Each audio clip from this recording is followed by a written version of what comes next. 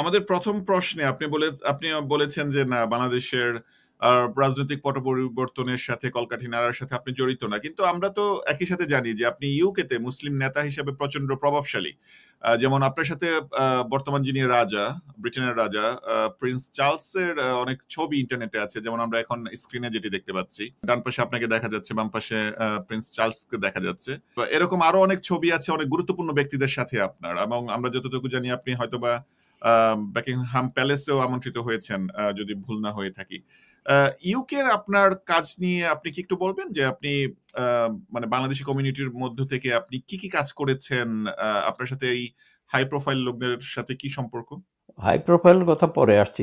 কাজ যেটা করেছি দেশে আসার পরেই আমাদের মানে বাঙালি হিসাবে বাঙালি সমাজের অবস্থা দেখে তাদের জন্য কিছু কাজ করার প্রেরণা তো আসবেই, এটা স্বাভাবিক। সুতরাং প্রথমেই কমিউনিটি ওয়ার্কে, সমাজসেবার কাজে নিয়োজিত হয়ে যাই।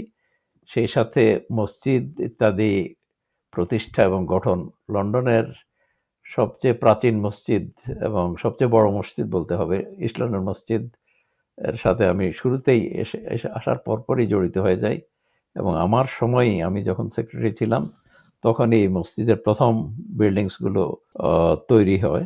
সে সময় থেকে বাঙালি কমিউনিটির মধ্যে এবং বৃহত্তর মুসলিম কমিউনিটির মধ্যে অনেক কাজ করার সুযোগ আল্লাহ করে দিয়েছিলেন।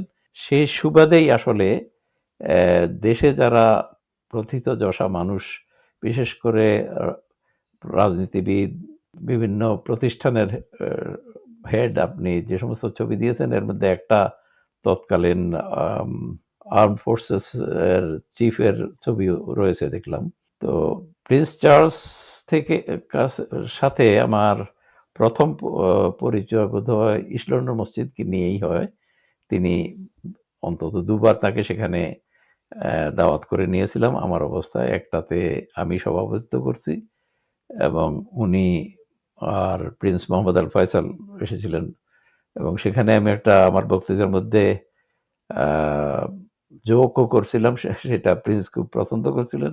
এক বছর পরে তিনি লেস্টারে ইসলামিক ফাউন্ডেশনে এসেছিলেন আমাদের একটা এডুকেশন বিল্ডিং ওপেন করার জন্য। সেখানে তিনি আবার সেই জোকটা রিপিটও করছেন। এটা ওনার ওয়েবসাইটেও আছে এখন পর্যন্ত। তো হি ওয়াজ ভেরি ফ্রেন্ডলি। উনি অনেকবার দাওয়াত করেছেন তার নিজের বাড়িতে এবং বাকিংহাম প্যালেসে, সেন্ট জেমস প্যালেসে।